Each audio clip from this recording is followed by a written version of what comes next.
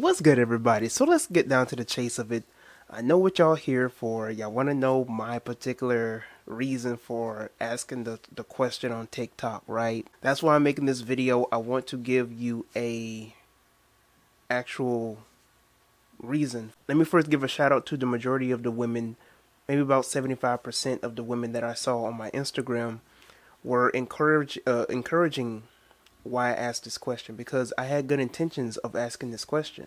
I knew what the outcome was going to be because my hypothesis, we're going to get to that in a second, but I want to give a special shout out, and I want to appreciate all the natural black women, or the women who maybe they'll dress up every now and then, whatever the case is, but especially to the women all together who appreciate why I asked this question and why I promote black women being in their natural state of being.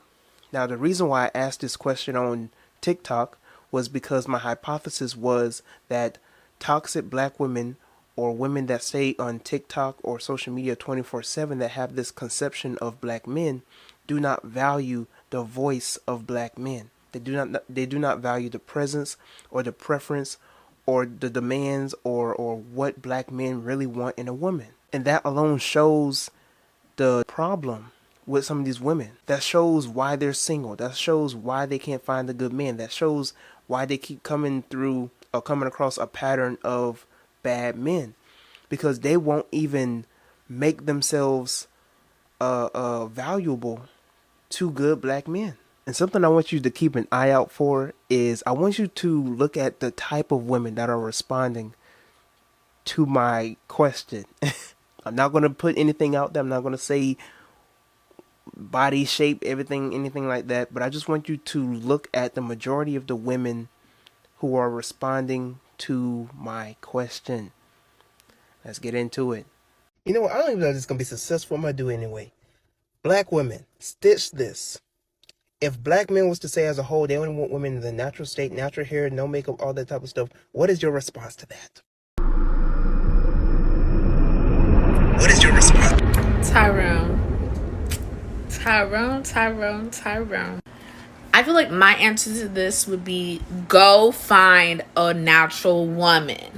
Clearly, got a preference. Clearly, got a type. What kind of question is this?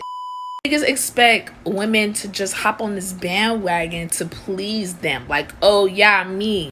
Clearly, you have a preference. And clearly, you have a type. That doesn't involve other women. If you know what you want, go out and find that woman. At the end of the day, you can have the most naturalist look. You can do all the makeup you want. You can have the fat, the biggest titties. A nigga is still gonna pick who he wants to be with. It wouldn't work. Because as soon as she showed up with that 1970s Florida Evans afro, all bets is off. I would say cap. Y'all just be capping. Y'all just be saying stuff to say stuff. Because a woman can not wear makeup, have her natural hair and all that stuff, and you gonna still want a woman who got her body done, who wears eyeliner. And there's nothing wrong with that stuff. But y'all be just on here capping just to be saying stuff. Y'all don't even like women who have natural bodies. The way y'all slander and talk about plus size women, but on here talking about, I just want a woman that's natural, who in. Shut up. But you don't really like natural women. So y'all need to stop the cap and stop making dumbass videos.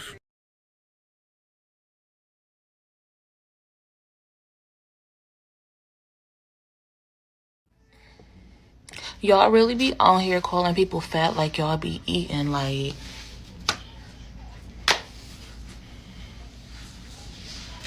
Fat and okay. Got stretch marks. I have 3 kids, like... We do not care. I'm half Nigerian, so growing up, I got to be called an African booty scratcher. I got to get made fun of because of my name. On top of that, going to predominantly white schools, I got told that I sounded white. Once I was in my 20s and started dating, I had more than enough black men tell me I needed to lighten my skin. It was too dark, I was too muscular, all the things that they would make fun of me for being too dark or having short hair. I developed a complex and I stopped dating black men. I haven't dated one since my mid-20s. And then when I got married and married a white guy, I got called a bedwench and I decided to go to someone who appreciated their skin color. I don't give a What y'all think about me wearing makeup? Or what I do to my hair? Because I don't question y'all when you get those Timmy fades. And wear them stupid ass Jordans. And you 112 years old. Y'all need to shut the up. Worry about your goddamn self. Either you like me or you don't. You see what I look like. We wouldn't give, and we really wish that you black men would get a job, a personality, and maybe some values that would actually help your community. You know, like not having babies out of wedlock, actually marrying women before you start family, and overall not supporting a culture that degrades your own community. While the rest of the world is building, a disproportionate amount of black men are out here embarrassing their community. Women aren't making their styling decisions predicated only off what men are attracted to. So if you're trying to start a thing where natural girls are going to come on here and say, damn right, and bash the other girls, that's not my final point. I don't actually care what you individually like. Like it, but stop bringing the opposite up to talk about what you like. If you like natural girls, talk about natural girls. If you like girls with weave, talk about girls with weave. But do not come on here and talk about, I like my girls with weave and I can't stand the opposite. Just stop that. That's all we ask. That's all we keep asking. Stop bashing the opposite of what you like. Okay, number one, I need black men to know that they are not the center of the world, and the reason why it is that we as black women make the choices that we make. We are most likely not going to believe y'all because y'all say one thing and then you end up with something else. So we're going to think that you are not actually articulating your true wants and desires. The other side of it is black women don't do the things that we do in order to perceive attention from men. We are trying to be perceived for the most part by other black women. Society has taught us that no one else is going to hype us up and big us up like other black women. So when we are putting in an effort, it is in hopes that another black woman will shout out, yes, shoes. I see you striped dress. I see you polka dots. Come through, fro. When are y'all going to stop beating a dead horse? Like, I just really want to know, because this tired ass conversation is something that needs to stop being had. Go build something. Go die in a war. Go do something productive for your community. Okay? Like, black women are out here starting businesses, being successful, going to therapy, healing, taking care of their kids. Me personally, I don't have any children of my own, but a lot of black women are out here doing the damn thing. Okay? But all y'all do is sit online and critique black women. What is that doing? What is our weave doing to y'all that y'all have been so obsessed with it for so many years, to the point where most of y'all can't do anything outside of yourselves because you're so concerned with what we're doing? If black men was to say as a whole, they only want women in the natural state, natural hair, no makeup, all that type of stuff. All that type of stuff. I'm married, so I'm not really in this fight, but my response would be prove it. Prove that that's what you actually want, right? Because like you would have girls walking around with a fro if they have 4C hair or really tight curls and stuff like that. And then you always, to this day, you still have guys who are saying, "Oh, I just like being able to run my hands through my girl's hair." But you wouldn't necessarily be able to do that if she was rocking a fro, right? And then you don't like that anymore because our hair texture isn't as loose as some other races' hair textures.